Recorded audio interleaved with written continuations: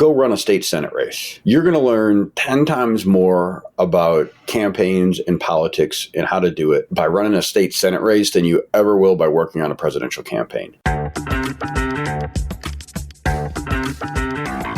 I'm Eric Wilson, managing partner of Startup Caucus, the home of campaign tech innovation on the right. Welcome to the Business of Politics show. On this podcast, you're joining in on a conversation with entrepreneurs, operatives, and experts who make professional politics happen. Our guest today is Terry Sullivan, partner at Firehouse Strategies, a leading public affairs firm. But for the purposes of our conversation today, Terry was the campaign manager of Senator Marco Rubio's 2016 presidential campaign, where he also had the honor of being my boss. He's played a senior strategic role in more than 100 campaigns from the bottom of the ballot all the way to the top. In today's episode, we're talking about presidential primary announcement season, which is well underway. What preparations are candidates making? Why are they so coy when everyone knows they're running? And what comes after that? We dive into all that and more. All right, Terry, we're in announcement season, but really preparing for a campaign starts longer than that, years earlier if you're serious. What goes into the election cycle or to before a candidate decides to officially run for president? Oh, lots. Mitt Romney once said to me many years ago when he was running for president the first time that the best advice he'd gotten is you can pick any time you want to decide not to run for president, but if you're going to decide, you've got to put yourself in the position years in advance. And so you can wait as long as you want to decide I'm not going to do it, but there is a time when it's too late to decide you're going to do it. And we've passed that point for any serious candidate, even in the age of Donald Trump. This is something you've got to start. You can't roll down the escalator. Yeah, well, I mean, but realistically, what people don't remember is he was running for president. Was what 92? Right. No, it was 2000. Yeah. Well, 2000, but he also ran a Reform Party ticket prior to that for the nomination on the Reform Party ticket against Pat Buchanan. Right. There's questionable about, the motives and who got him in and what, but I mean, he was out there, stumping away for the Reform Party nomination. We're seeing people travel to the early states. 4 years ago, they're like going around raising money for candidates down ballot in states that they don't live in. What are some of the other things that they're doing to prepare? Raising money is key. Hiring staff is key. Figuring out what your path to the nomination. I meant more from like in the cycles in advance. Like, I mean, just walk us through the nuts and bolts. Like you're setting up like a C4? What are like the nuts and bolts there? Sure. I literally had, I will protect the innocent, but not mention any names, but got a call from someone just last month about, hey, want to talk about, I've got someone who's seriously looking at running for president and what did it take to set up a C4 and a 527 for Marco? And I was like, well, unless you're calling me about a run in the year 2028, you've missed the window here. Because part of it is there are for the super PACs and the C4s, you're blocked out once you're in cycle. And there's no communication. So if you're going to effectively use those, you've got to have them at least a full cycle before you announce, so that's a critical component to it. Building a house file, building a database of donors, building relationships. Those are the things you do years in advance. Going out campaigning for other folks who eventually may campaign for you. Building relationship with operatives, building relationship with reporters. All these things are just critically important to do long before. I remember before Marco made the final decision, we did a presentation. I put together, it was 101 page PowerPoint presentation that I did to show them, like, here's down to historical information about vote totals in early states, to amount raised by the eventual nominees, to number of days away from home. Right. These are how many days each month you're going to have to spend away from home. And this is what it's going to take. And it's a gruel. There's probably not any job in the world that is more grueling than candidate for president of the United States. Yeah. It's like a tour for a musician, but it never stops, right? And you're going to places that aren't as exciting. There's way less coke and strippers in a presidential campaign than there are in your average like rock band's like tour, I'm guessing. Yeah. All right. Well, we just earned the explicit label for this episode of the podcast. 6K. Right. Well, so I think one of the other things that people don't appreciate is this is a big freaking country, and running for presidential, the nomination, you're running a series of, it's like the ultra marathon of statewide races. So you really have to put in a lot of work. So because of that, we all know who is running or planning on running for president. It's probably one of the worst kept secrets. So why are these candidates and most of all their staff so coy about talking about running and say, a potential candidate? They just won't admit that they're running for president. Yeah, I think first and foremost is you the second you say you're running for president, you trigger legal ramifications. I mean, there are laws that go into effect on how you can, most importantly, you can't coordinate with your C4 or 527 anymore. Right. And you have to raise at certain limits. And like there are things that it triggers. Look, there was a big argument, on how Jeb Bush broke the law when he ran for president in 2016. I don't know if most people remember that, but he did run, failed miserably. It was a pathetic campaign of you're not low still energy. bitter about it. No, I just like rubbing it in friends' noses. But look, he ran and came out there and said, he's likely to run. He's probably going to like dancing all around it, all while talking to donors, asking for, $100,000 contributions, 50 times the legal limit that you can't do if you're an actual candidate. The second you say you're a candidate, you can't go out and ask for someone for $100,000. You can ask them for whatever, $2,300 at the time, I believe it was. Yeah. We're cruising up with inflation. Yeah, I know. But thank you, Joe Biden. But there are a lot of triggers involved in actually acknowledging you're running for president, I think, is the first and foremost. Got it. So you basically don't want to cross the finish line. So what? Let's say you're exploring a run, that in itself, the exploratory committee triggers something. But so let's back up even before that. So what parts of a campaign, like the staff, like the consultants, like offices, absolutely have to be in place and ready for announcement day? Well, I mean, if you're a winning campaign, you've got to have your key infrastructure, who's going to manage it, who's going to be working in the key early states. Generally speaking, you need to have a finance director. You generally have a TV person and a pollster. I mean, all the moving parts of a campaign. You don't want to be interviewing folks after you've announced. Right. And so, a lot and of hopefully stuff, you've all worked together a little bit before this. Yes. Right. A digital person you really don't need because digital is not important. Yeah, and I just show up a couple weeks before. Right. Yep.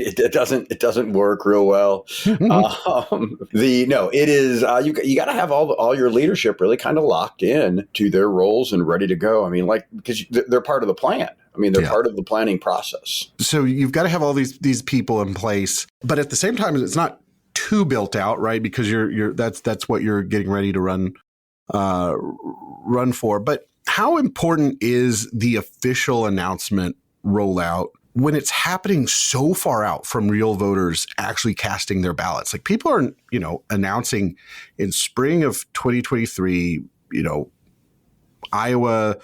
We're having debates this summer, which is just crazy to me. But why do you do the official announcement? Think about this, Eric.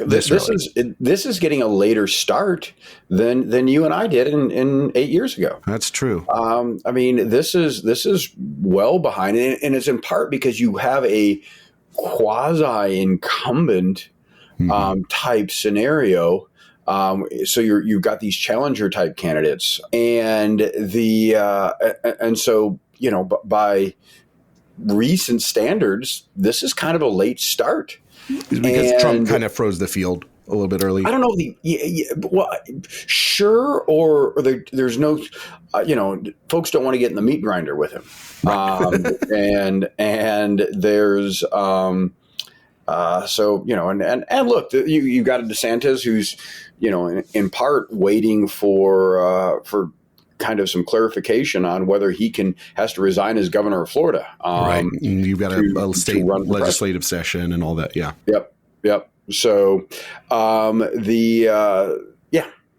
So I guess going back to Marco's campaign, we launched in April, right, of 2015, and then that was again fairly early, but that was still a really important moment for the campaign.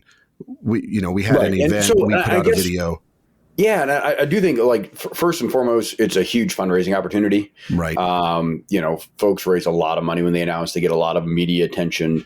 So much of campaigns now matter about media attention, and look, it's first impressions. It's voters and the media's first impression of not only a candidate, but of their campaign. Is this gonna go off without a hitch? Are these guys and gals have their stuff together? Are they planned? Are they ready? And so I think it's more of a media spectacle than anything else. Mm-hmm. You're listening to the Business of Politics show. I'm speaking with Terry Sullivan about preparing to run for president. He was a campaign manager for Marco Rubio in 2016. So, Terry, what's next for campaigns after they go official, they file the paperwork, they wrap up their first early state trips after that announcement? Yeah, I mean, look, it is a lot of raising money and a lot of small events in the early states, getting to meet people, and then combined with getting earned media where you can. And I think that has changed a fair bit over the years, just because there's so much coverage now of campaigns, more than there ever used to be. You have more media, more news outlets than there ever used to be.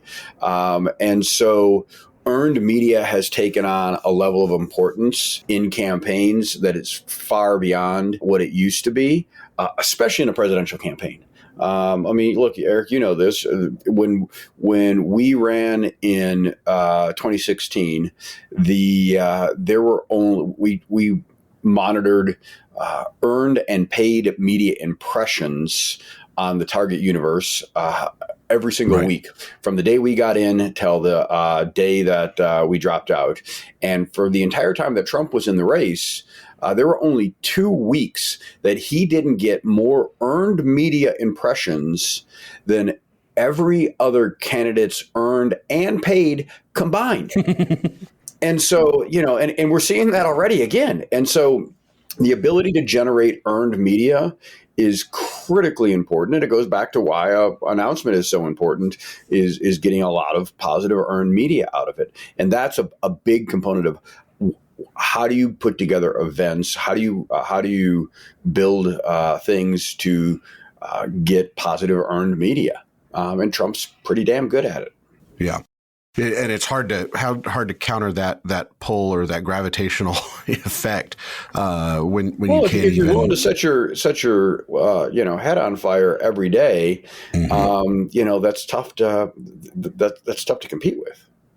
So working on a presidential campaign was the best thing I did for my career, and I'll always be grateful for you for hiring me on that. Many of our listeners want to work on presidential campaigns, or maybe if they're an entrepreneur, sell into presidential campaigns. What advice do you have for someone trying to get the attention of a busy decision maker on a presidential campaign? First and foremost, go run a state Senate race. You're going to learn 10 times more about campaigns and politics and how to do it by running a state Senate race than you ever will by working on a presidential campaign. Mm-hmm. And because you're forced into doing every job yourself. I mean, there's no, you are the fundraiser, you are the PR person, and you understand the fundamentals of politics. And frankly, you have a hell of a lot more impact on the outcome based on your skill set of a state Senate race than you ever would a presidential campaign. Right. The best campaign manager on a presidential campaign is not going to be able to move the needle a tremendous amount, but a smart operative can help elect a state senator. And it's it's that way down the ballot anywhere. The higher up the ballot you get, the more you're at the whim of the prevailing winds, whatever they may be. And a presidential campaign is a huge component of that, as we saw with Trump. I mean, it is obviously this advice sounds self-serving because I got my ass kicked by a reality TV star, so I can't be that smart at what I do. But at the end of the day, you had a lot of really smart folks managing campaigns. I know Corey Lewandowski has gotten a lot of crap. He wasn't the most popular person amongst campaign operatives.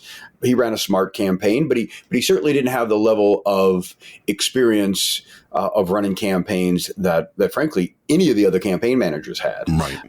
And so when you look at stuff like that, it's a good example of the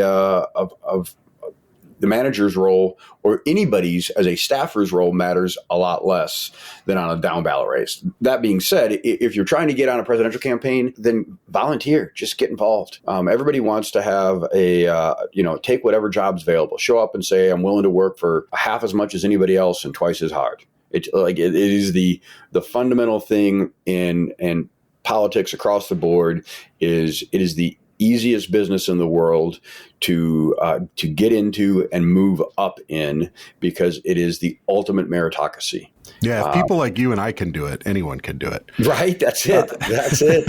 It is. It is. But look, if you just show up and work hard, you can quickly move up the ladder. Well, and I think, tying it back to what you said earlier, just like these candidates have to prepare years in advance. If you want to make an impact on a presidential campaign and have that role, you've got to go out and learn how to do campaigns. You can't just be a Washington, D.C. person, never knocking a door in your life, then show up on a presidential There's plenty of folks who get presidential campaigns that fall in that category. To me, they're not the really good ones, but there are, D.C. is filled with political operatives who've never worked in a state in their life in both parties. Yeah. So, Terry, we did this together back in 2016. So that's almost 8 years ago. Dear and Lord. I was recently chatting with someone who's getting ready to do this for the first time as a staffer. And they asked me for advice. And I kept thinking back to the different headaches we had. And the technology available today is just so much more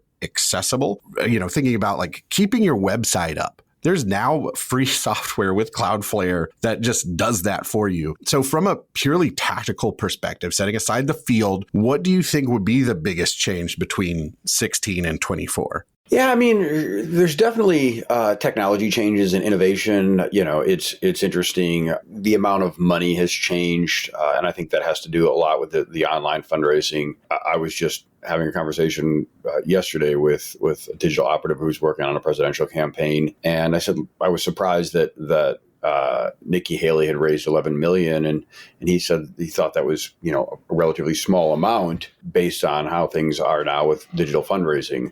And back, 8 years ago, that would have been a huge amount. I would have been in a good spot. Right. I mean, Eric, I think we crashed our website on our announcement for a few minutes. Sorry if that brings back bad PTSD. Yeah. And I think we raised like $1.5 million that day. Right. It was like a huge win. Yeah. Right. It was huge, and it was a fraction of the amount. So I do think that there's definitely more money. I don't know that the money there is a cost of entry in the money, but at the end of the day, I don't, if you got enough to charter a plane and get around and have good staff, and you and I both know that staff pay is worth crap, so you don't need much money for that. Right. You just throw me a few sandwiches and I'll work for a week. Yeah. Right. We were just talking about that with someone the other day about how we put you guys in that attic of that first house we were in. Mm-hmm. And we were afraid that digital was going to come crashing down on all of us because we had so many people up there.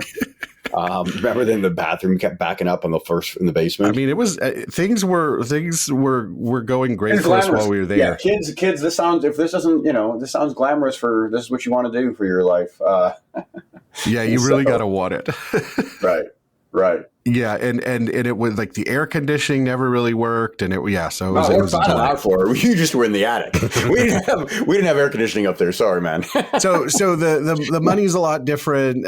Do you think people have adapted to like a post-Trump? Like we've run a few cycles of the reality of a President Trump, which we didn't have the benefit of in 2016. Is there changes like that, or media landscape? What are some other factors that have changed? I do think that the phenomenon of Trump is it's the obvious thing, but it has changed more than anything else because it is hard to. He runs an insurgent campaign. That is completely unconventional and all, the guy gets indicted for paying off a porn star and raises, $11 million huge win off for the campaign. Yeah. I mean, it's and you're like, and here's the best part. There is nobody on the planet who thinks he's innocent of that. There's no one. It's not like the Trump supporters are like, oh, I don't believe that he would ever do that. They're like, oh yeah, no, totally did it. And who cares? It's a witch hunt. And so, can other candidates get away with that? I don't know.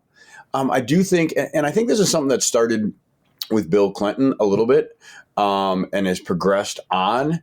But if candidates don't have shame, it really helps them. If you are just shameless and never apologize and never admit you're wrong, in a weird, bizarre world, it helps you with voters. The second you apologize and say, I messed up, in a normal relationship, in a friendship, anything else, people are like, oh, well, I respect that you had the courage to apologize and admit you're wrong. Not in the abusive relationship of current, politics. It's like, yeah, deny.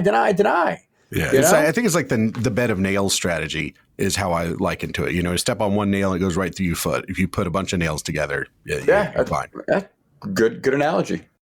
So, I think from my perspective, the biggest change has to be like the flattening of politics. The saying that all politics is local, I think, is completely outdated. It's all politics is national. Yeah. And so you think about going to Iowa or New Hampshire, you're having the same conversation as any other state at this point.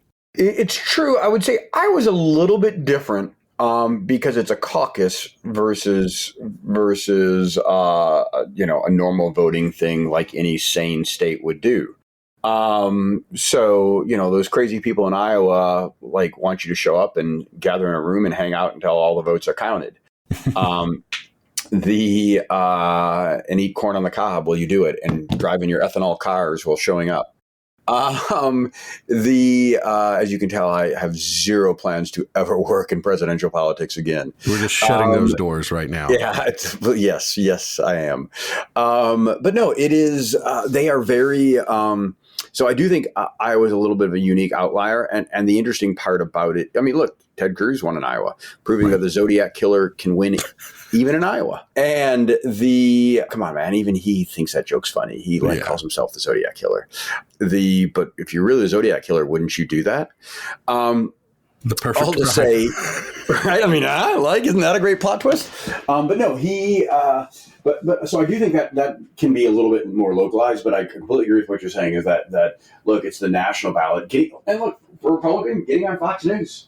Just get on Fox News. Stay on Fox News. The more time you're on Fox News, the better you're going to do nationally, and the better you're going to do in the states. It is not three-dimensional chess. It is checkers. All right, Terry. So last question for you. Imagine that someone dragged you off your boat, got you to run another presidential campaign in 2024. What's something you'd like to try out that maybe you weren't sure about last time or think would be shoot myself cool? in the head on day one.